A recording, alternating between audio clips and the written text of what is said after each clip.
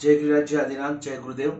श्वेतांबर दिगंबर की हम मान्यता को समझ रहे थे। टू द पॉइंट आज मैं बात करना चाहता हूं कि श्वेतांबर का कहना है, श्वेतांबर मत का कहना है कि भगवान महावीर के निर्वाण के पश्चात 609 साल बीते और श्वेतांबर में से दिगंबर अलग हुए।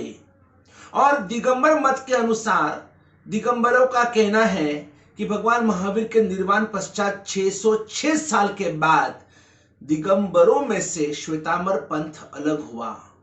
अब कौन, देखो, तत्वम केवली गम्यम ऐसे कहते हैं कि तत्व तो केवल ही जाने, क्या सही क्या गलत अभी हमारे पास वो ज्ञान तो नहीं है, लेकिन जो शास्त्र के आधारित जो कुछ हमको आज मिल रहा है उसके मुताबिक हम ये सब कुछ, हम इतिहास को हम साक्षी मानकर जो लिखा है उसी को सत्य मानकर हम ये चर्चा विचारना कर रहे हैं। क्यों अलग होने की वजह क्या है? दिगंबरों का इतना अभी मुझे अभ्यास नहीं है, लेकिन जो हम श्वेतांबर हमारे जो मत के अंदर जो मैंने सुना, मैं आपको वो बात रखना चाहता हूं आपके सामने। शिवभूति नाम के मुनि भगवंत हुए, शिवभूति। और शिवभूति मुनि भगवंत को किसी भक्त ने, तब तो वो वस्त्रधारी थे, और ये पूज्य शिवभूति गुरु भगवंत को एक भक्त ने उनको रत्न कंबल वोराई। बहुत महंगी रत्न कंबल होती है, और रत्न कंबल का प्रभाव होता है गर्मी में ठंडी, ठंडी में गर्मी, और आपको एकदम सुखशीलता का अनुभव वो रत्न कंबल आपको कराता है। तो अचानक गुरु भगवान के, आचार्य भगवान की नजर में वो रत्न कंबल आई, और उन्होंने अपने शिष्य को, शिवभूति जी को बुलाया और कहा कि शिवभूति, ये रत्न कंबल आपके पास कैसे आई? तो गुरुदेव, वो मेरा एक भक्त था ना, उन्होंने मुझे वोराई है। नहीं तो इतनी महंगी रत्न कंबल हमें नहीं रखनी चाहिए। हम तो परमात्मा महावीर के उपासक, हम श्रमण हैं, तो हमें तो निष्परिग्रही रहना है। हमें कहीं पर भी मूर्छा रखनी नहीं चाहिए। कोई भी चीज महंगी होती है तो मूर्छा होना स्वाभाविक है, उसके ऊपर आसक्ति होना स्वाभाविक है। 1.25 लाख की कीमत की ये रत्न कंबल, इतनी महंगी रत्न कंबल नहीं, ये अशोभनीय है, ये हमारे लिए उचित नहीं, अनुचित है। आप इस रत्न कंबल को आप छोड़ दीजिए, आपको रत्न कंबल नहीं रखनी चाहिए। अरे गुरुदेव, लेकिन मेरे परम भक्त ने मुझे वोराई है, तो फिर मैं क्यों इसे छोड़ू? मैंने कहा ना कि हम श्रमण हैं, और श्रमण भगवान को, निर्ग्रंथ को ऐसे भारी वस्त्र हमारे लिए उचित नहीं है। हमें तो एक जीर्ण शीर्ण वस्त्र का उपयोग करना चाहिए, सिर्फ अपनी इज्जत ढांकने के लिए। बस इसी के लिए हमें कोई टिपटाप भी नहीं करनी चाहिए वस्त्रों के ऊपर। ना तो हमें कोई वस्त्र पे आसक्ति करनी चाहिए, ना मेरे कपड़े अब बहुत गंदे हो गए तो मैं उसको एकदम चमकीले बनाऊं, सफेद श्वेत बना दूं। नहीं, हमें भगवान ने बस एक आचार और मर्यादा का पालन करने के लिए ही और हमें वस्त्र पहनने की आज्ञा दी है। हम सचेलक कल्प वाले, अचेलक कल्प वाले नहीं हैं। अचेलक और सचेलक, वस्त्रधारी सचेलक होते हैं, वस्त्र विहीन वो अचेलक कहलाते हैं। क्योंकि हम तो सचेलक है, तो इसलिए हमें वस्त्र का उपयोग करने की छूट, लेकिन भारी भारी महंगे महंगे कपड़े हमें नहीं पहनने चाहिए। डिजाइन वाले कपड़े नहीं, एम्ब्रॉयडरी वाले कपड़े नहीं, हमें एकदम श्वेत श्वेत, जिसको कहते हैं ना व्हाइट एंड व्हाइट, ऐसे कपड़े भी नहीं पहने जिससे किसी को आकर्षण हो। ऐसे कोई भी वस्त्र नहीं। कभी हम वेशभूषा भी नहीं करते हैं, बाल बराबर बराबर उसको कंगी बंगी लगाई नहीं, शेविंग वेविंग क्या बोलते हैं आजकल, तो आप लोग क्या ट्रिम करते हैं। ऐसे नहीं भाई, जो है सो है। हमें कहा शादी में जाना है, कहा किसी को पसंद करना है। हम तो अब हमें अगर ब्रह्मचर्य का पालन करना है तो हमें तो यहाँ तक कि दांत भी घिसने की मना की, कि दांत भी एकदम व्हाइट एंड व्हाइट हो तो भी आकर्षण का कारण बनता है। हमें तो जो शरीर के ऊपर जो मैल होता है वो भी निकालने के लिए केश रोम नख समार्या अनेरिके राढ़ा विभूषा कीदी, ये हमारे अतिचार के अंदर आता है। शरीर तो मेल फेड़ो, ये जो शरीर का जो मेल होता है ना, वो भी घिस घिस कर हम निकाल नहीं सकते हैं। अपने आप वो पसीने से निकल जाए बात अलग है, क्योंकि हमें कोई भी, किसी भी व्यक्ति को हमारे प्रति आकर्षण हो। आप देखो साध्वी जी भगवान आज वो भी लोच करते हैं, तो लोच करना, एक स्त्री और बिना बाल की स्त्री कैसी कैसी लगती होगी वो, बिना बाल की। अगर वो सिर के ऊपर एक भी बाल नहीं है, वो पूरी टाल है उसके सिर के ऊपर, तो वो सिर कैसी लगती? आज हमारे साध्वी जी भगवान भी छोटी छोटी उम्र में, भर युवानी अवस्था के अंदर भी, अभी पर्यूषण के पहले सब अपने अपने लोच करेंगे, और सब बिना बाल के नहीं, क्योंकि कई बार हमको भी कहने लगे गुरुदेव आप बहुत अच्छे लगते हैं बालों में, आप दाढ़ी मूछ में बहुत अच्छे लगते हैं। नहीं, हमें वो आसक्ति रखनी नहीं है, और इसीलिए हम सब कुछ, हम ये दाढ़ी मूछ सिर के बाद सब खींच कर निकाल देते हैं कि किसी को भी हमारे प्रति अट्रैक्शन नहीं होना चाहिए। तो इसीलिए हम वस्त्र भी हमें जीर्ण शीर्ण यूज करना चाहिए। तो शिवमुति मुनि भगवान को आचार्य भगवान ने कहा कि नहीं, आपको ऐसे भारी कपड़े नहीं पहनने चाहिए, ये भारी कम्बल नहीं चलती है। तो उन्हें बड़ा गुस्सा आ गया, गुरुदेव ने रत्न कंबल ले ली। तो उन्होंने कहा कि क्या रत्न कंबल अगर ले, उसमें हुआ क्या? बोले नहीं, परिग्रह का कारण है, और परिग्रह का पचखान हमने प्रतिज्ञा ली है, हमें कोई भी परिग्रह रखना नहीं चाहिए। तो गुरुदेव अगर आप ऐसा कहते हैं, अगर ये वस्त्र, इस वस्त्र के ऊपर भी मुझे आसक्ति हो सकती है, बोले तो अगर आसक्ति है तो मूर्छा आसक्ति परिग्रह, तो आप दुर्गति में जा सकते हो, आपको मूर्छा रखनी नहीं है, आप यूज करो, आसक्ति मत करो। तो ठीक है ना, अगर रत्न कंबल पर होने की संभावना है इसलिए आपने रत्न कंबल ले ली, एक काम करो, ये जो कपड़ा है ना, इसमें भी मुझे आसक्ति हो सकती है, ले लो, ये भी आप ले लो।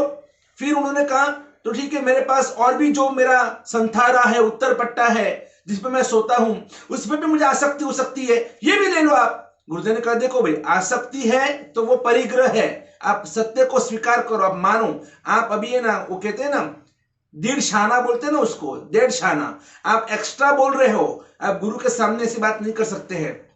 नहीं नहीं नहीं, अब मुझे ये चाहिए नहीं, जिससे परिग्रह बढ़ता है मुझे चाहिए नहीं, ये जो रजोरण है, ये भी रजोरण, इसमें भी मुझे आसक्ति हो सकती है, ये ले लो होगा, ये भी नहीं चाहिए मेरे को, ये मुपत्ति, ये भी नहीं चाहिए मेरे को।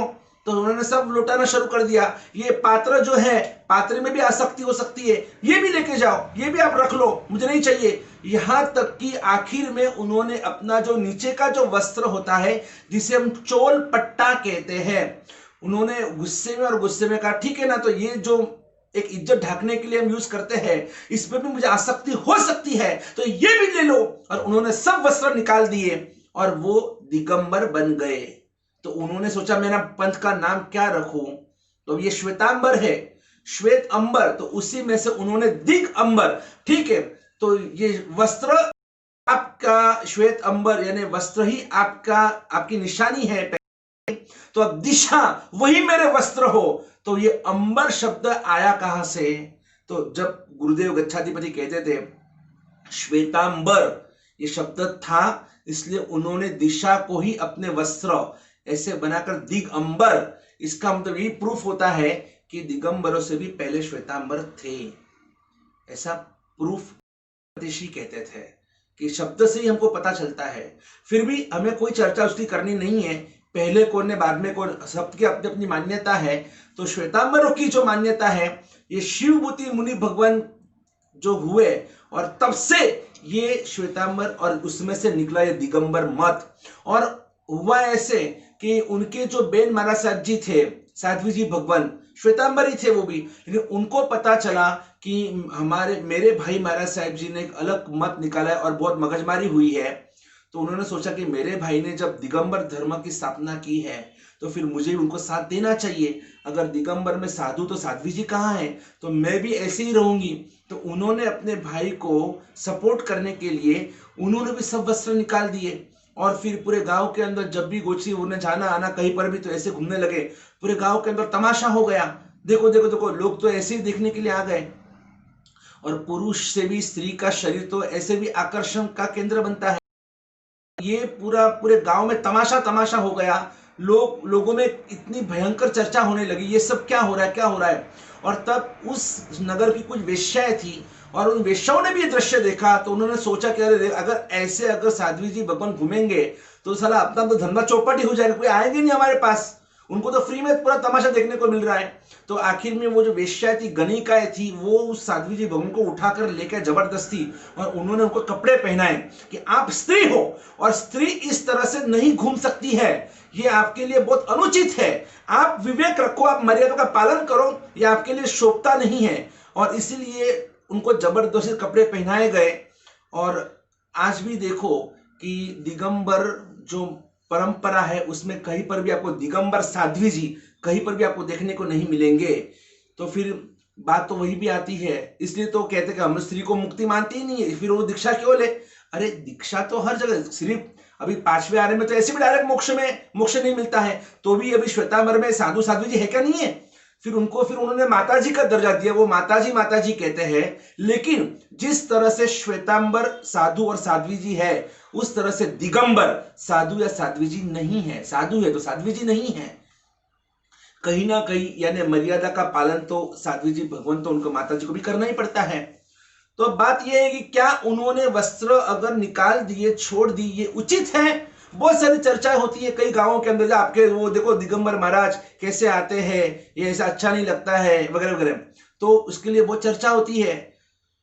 तो एक बात जो हमने इसके लिए बहुत चर्चा की कि कहां सही कहां गलत, वो तो अब केवल ही जाने। लेकिन एक बात इतनी निश्चित है कि पहले हमने जो पढ़ाई की है उसमें चैत्यवंदन भाष्य, गुरुवंदन भाष्य, पचखान भाष्य में, तो पचखान में एक बात आती है कि जैसे अलग अलग आगार होते हैं, वैसे चोलपट्टा गारेनम करके एक आगार आता था। और इस चोलपट्टा गारेनम का अर्थ है कि साधु जब अकेले है, साधु जब साधना कर रहे जंगल में है, जहां कोई भी गृहस्थ का कोई योगी नहीं है, उस समय साधु कैसे भी रह सकते हैं, यानी कि वो अपने लज्जा के ऊपर विजय प्राप्त कर सकते हैं, उसमें शर्माने की बात नहीं होती है। लेकिन जब कोई गृहस्थ जब आता है, उस समय उन्होंने वस्त्र पहनने चाहिए। गृहस्थों के बीच में, समाज के बीच में, गांव में, शहर में, नगर में इस तरह से बिना वस्त्र घूमना, ये एक प्रश्न चिन्ह खड़ा करता है। ऐसा क्यों? पूरे वस्त्र निकालना शायद ये भी एक गलत मान्यता है। और श्वेतांबरों ने क्या किया, जबकि निष्परिग्रही बनना था, तो यहाँ पर वस्त्र के ऊपर वस्त्र, वस्त्र के ऊपर हमारे भी कबाटे भरे हुए रहते कपड़ों से, हमारे भी पोटले भरे हुए रहते हैं, ये भी तो गलत है ना। 2 जोड़ी कपड़े ठीक है, 1 जोड़ी कपड़ा तो बहुत हो गया, अधिक से अधिक 2 जोड़ी कपड़े।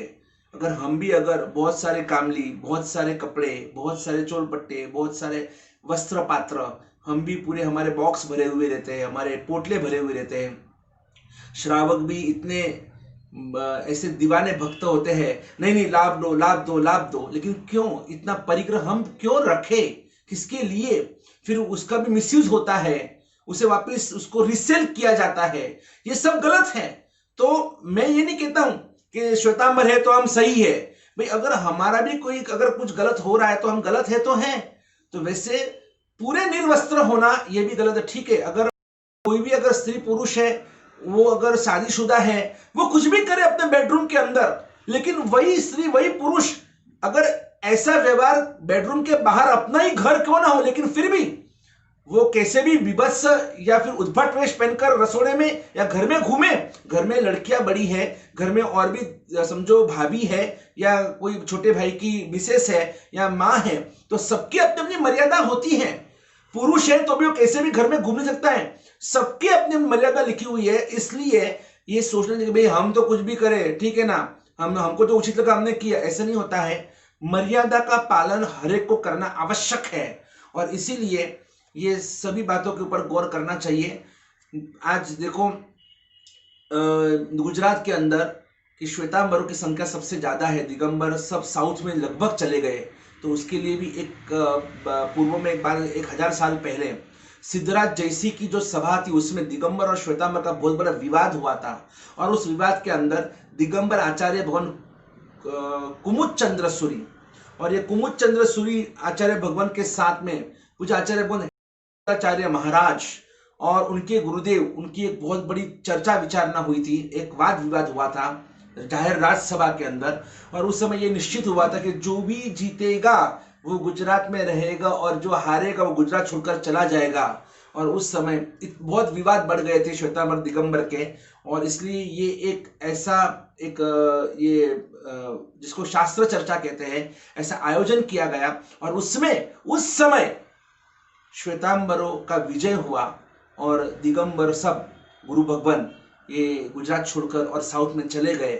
आज भी देखना पालीताना जैसे शाश्वत तीर्थ में एक ही दिगंबर का मंदिर है, बाकी सब श्वेतांबरों के मंदिर है।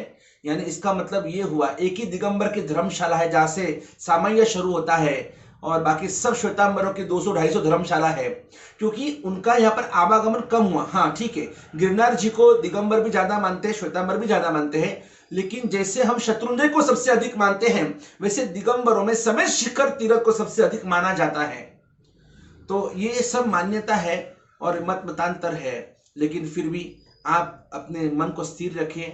जो भी नमो रे सव्व साहुनम, परमात्मा की आज्ञा का पालन करने वाले पंच महाव्रतधारी हम सभी गुरु भगवंतों को हम वंदना करते हैं। और यहीं पर हम श्वेतांबर और दिगंबर का टॉपिक यहाँ पर हम संक्षिप्त में पूरा करते हैं। बाकी तो अब जितना आप डेप्थ में जाएंगे आपको और भी सब समझ में आएगा, लेकिन इतना ख्याल रखना कि वही करना जो सही है, वही सोचना जो सही है। मेरा वो सही कभी नहीं हो सकता है।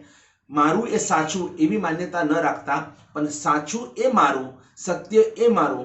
अगर आपको लगता है कि हम गलत थे, आप परिवर्तन कीजिए, आप चेंज कीजिए। मर्यादा का पालन होना जरूरी है। बहुत सारी, जैसे हम कहते हैं कि स्त्री जो होती है ना, और स्त्री अगर कैसे भी वेश में घूमती है तो भी हम लोग चिल्लाते पुरुष वर्ग कि ऐसा नहीं चलता है, हमारे मन के विचार बिगड़ते हैं। तो अगर हमें देखकर किसी के मन के विचार बिगड़ते हैं, अगर ऐसा, तो ऐसा आचरण कभी नहीं करना चाहिए। आप बोलेगे कि अगर कोई स्त्री कहती है कि हम कैसे भी रहे, आपको क्या है, नहीं, ऐसा नहीं चलता है। मैं आपकी वजह से बहुत सारे पुरुष के मन बिगड़ते हैं, तो ये आचरण अनुचित माना जाता है। तो उसी तरह से कई सारी स्त्रियों का भी कहना है कि जैसे दिगंबर गुरु भगवान निकलते आते जाते हैं, तो वो हमको एक तो शर्म भी आती है, और दूसरे नंबर के अंदर कभी कभी हमको भी ये ऐसे दृश्य देखकर हमको भी मन में गलत भावना भी निर्माण हो सकती है। भाई हम भी मानव मन है, हमको भी गलत भावना आ जाती है मन में। तो इसलिए आप शॉर्ट में समझ लेना कि क्या सही क्या गलत, लेकिन इन सभी बातों पर विवेक होना जरूरी है। बाकी तत्वम केवल गम्य। बोलो पूज्य आचार्य दौलत सरस्वती महाराज की जय हो। जय गिरिराज, जय आदिनाथ, जय गुरुदेव। जुड़िए परम भक्त परिवार से और विराट क्रांति वाणी चैनल को सब्सक्राइब कीजिए, लाइक कीजिए और शेयर कीजिए। और गुरुदेव की क्रांति वाणी सुनिए हर रोज रात को 9:40 पर सिर्फ पारस चैनल पर।